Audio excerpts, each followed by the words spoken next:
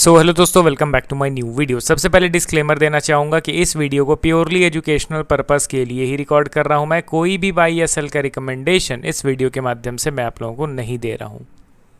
And एक reminder भी देना चाहूँगा कि एक पेड टेलीग्राम ग्रुप मैंने ओपन किया है जिसमें आप लाइव मेरे साथ वन ऑन वन इंटरेक्ट कर सकते हो। किसी भी स्टॉक के टेक्निकल या फंडामेंटल रिलेटेड डाउट को पूछ सकते हो। ग्रुप ज्वाइन करने के लिए आपको सिर्फ वन टाइम का पेमेंट करना होगा 3999 रुपीज़ का, एंड लाइफ टाइम का सब्सक्रिप्शन आपको मिल जाएगा। ग्रुप ज्वाइनिंग लिंक वीडियो के डिस्क्रिप्शन बॉक्स में दिया गया है, वहीं पे मेरा ईमेल आईडी भी मेंशन्ड है। चाहे तो मुझे आप ईमेल भी कर सकते हो फॉर दिस ज्वाइनिंग पर्पस। देखिए दोस्तों, स्टॉक्स की ओर बढ़ने से पहले एक बार मैं निफ्टी 50 का एनालिसिस आप लोगों के साथ शेयर करना चाहूँगा। अगर आपको याद होगा तो वीकेंड के दौरान मैंने निफ्टी का इंपॉर्टेंट एनालिसिस शेयर किया था, जहाँ पे क्लियरली मैंने प्राइस बिहेवियर को कैसे रीड किया जाता है वो आपको एक्सप्लेन करने की कोशिश करी थी।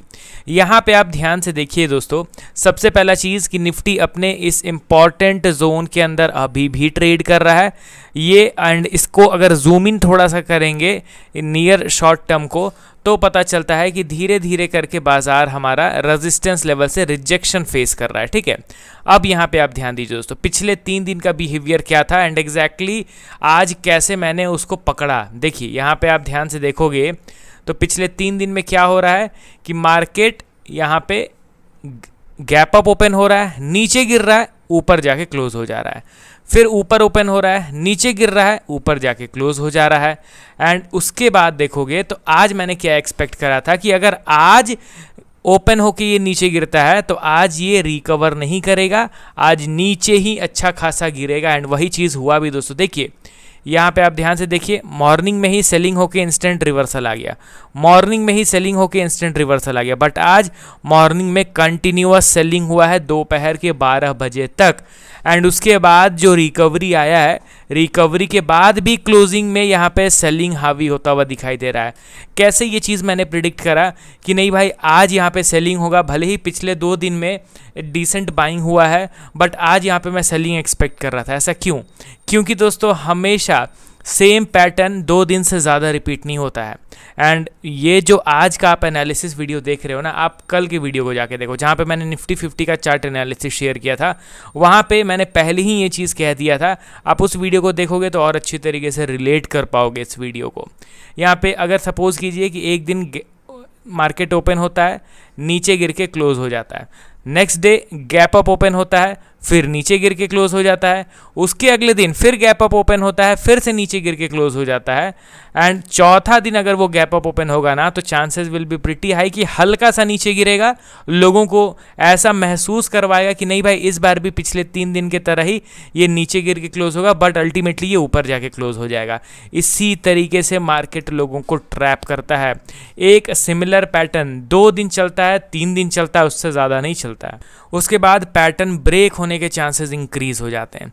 अब यहाँ पे निफ्टी आज गिर के क्लोज हुआ है। देखिए दोस्तों, लगातार अगर कल गैप अप ओपन होता है, सपोज कीजिए कि 24,400 के अप्रॉक्स में गैप अप ओपन होता है अगर इन केस, तो चांसेस विल बी कि मार्केट एक अच्छे खासे स्ट्रेंथ के साथ क्लोज होगा। आज सेलिंग हुआ है, उसके बावजूद कल स्ट्रेंथ के साथ क्लोज होगा अगर गैप अप ओपन होता है तो, और अगर गैप डाउन या फिर फ्लैट ओपन होता है तो सेलिंग कंटिन्यू होगा, ऐसा मेरा एक्सपेक्टेशन है। देखिए दोस्तों, प्रिसाइज वे में मैं आप लोगों को उतना नहीं बताऊंगा क्योंकि आप कंफ्यूज हो जाओगे, क्योंकि देखिए मैं तो ऑप्शन बाइंग करता हूँ, इंट्राडे ट्रेडिंग करता हूँ पर डे, तो यहाँ पे 5 मिनट के कैंडल स्टिक्स, 10 मिनट के कैंडल स्टिक्स पे मैं बहुत ज़्यादा काम कर चुका हूँ। पिछले 5 साल से मैं पर डे ट्रेड कर रहा हूँ, इंट्राडे ट्रेडिंग, तो इसीलिए वो अगर कॉन्सेप्ट अभी आपको बताने लग जाऊँ ना प्रिसाइज वे में तो आप लोग कंफ्यूज हो जाओगे, आप लोग समझ नहीं पाओगे। इसीलिए आपको डेली वीकली टाइम फ्रेम में ज़्यादा ध्यान देना है, क्योंकि आप लॉन्ग टर्म इन्वेस्टर हो, आप शॉर्ट टर्म इन्वेस्टर हो, एंड इन सारी चीज़ों को मैं बस इसलिए बता देता हूँ ताकि आपको थोड़ा सा एडवांस लेवल का भी कुछ सीखने को मिल जाए। ठीक है, इस तरीके से मैं प्राइस बिहेवियर को ऑब्जर्व करता हूँ, बिग प्लेयर्स के सेंटिमेंट को कैच करने की कोशिश करता हूँ। अब चलिए बढ़ते हैं दोस्तों 3 ऐसे स्टॉक्स की ओर जिनमें बड़े मूवमेंट्स आ रहे हैं, कुछ रियल मूवमेंट्स दिखा रहे हैं, कुछ फेक मूवमेंट्स दिखा रहे हैं। तो पहला स्टॉक हमारे लिस्ट में आपके सामने है केपीआई ग्रीन एनर्जी लिमिटेड। आज के दिन 5% का करेक्शन, 303 के लेवल पे इसने क्लोजिंग दे दिया है। एंड ऐसा नहीं है कि स्टॉक में आज करेक्शन हुआ है, स्टॉक ने ऑलरेडी सपोर्ट सपोर्ट का ब्रेकडाउन कर ही दिया था, आज फॉलो थ्रू मिल गया। अब यहाँ पे सिनेरियो दोस्तों नेगेटिव हो गया है। इस सपोर्ट लेवल पे जो ये अच्छा खासा सपोर्ट का क्रिएशन कर रहा था पिछले 1.5 ईयर्स से, 1.5 साल से, वो पूरा वेस्ट ऑफ टाइम हो गया। ये सपोर्ट का ब्रेकडाउन हो गया। अब इसको दोबारा से सपोर्ट क्रिएशन करना होगा, दोबारा से कंसोलिडेट करना होगा। तो आने वाले शॉर्ट टू मीडियम टर्म के लिए तो ये अंडर परफॉर्म करेगा। इंस्टेंट अगर बाइंग स्पाइक आता भी है तो मैं इसको फुल्ली इग्नोर करूँगा, क्योंकि कुछ खास वैसा बुलिश एक्टिविटी नहीं दिखेगा। इंस्टेंट रिवर्सल तो मैं बिल्कुल नहीं एक्सपेक्ट कर सकता हूं। अब चलिए दोस्तों बढ़ते हैं हम लोग अगले स्टॉक की ओर। हमारे लिस्ट में आपके सामने है ट्रेंट लिमिटेड।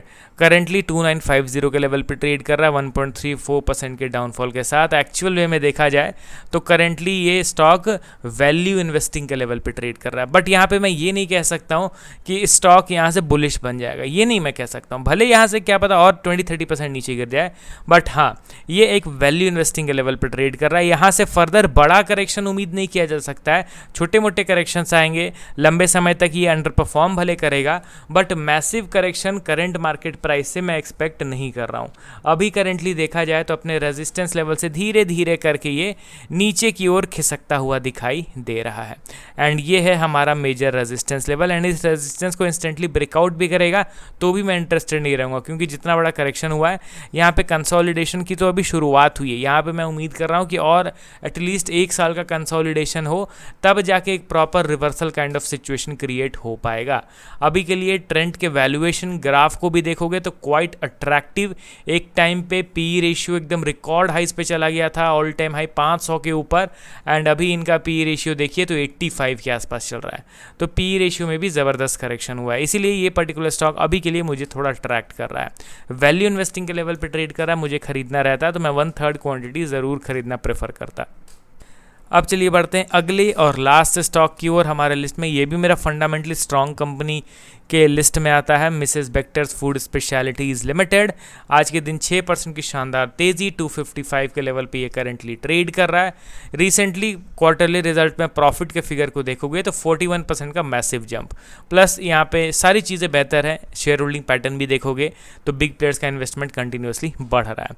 बट सब चीज़ अच्छा है, कंपनी के फेवर में है, बट टेक्निकली आप इस पर ध्यान दोगे तो ये एक तरफा ऊपर मूव कर रहा है सपोर्ट लेवल से। एंड आपको पता है ये सारे कॉन्सेप्ट कि आपको पता है कि इस तरीके का जो एक तरफा बाइंग है, इसको मैं बिल्कुल भी एक्साइटेड नहीं रहता हूं इसके मूव को लेके।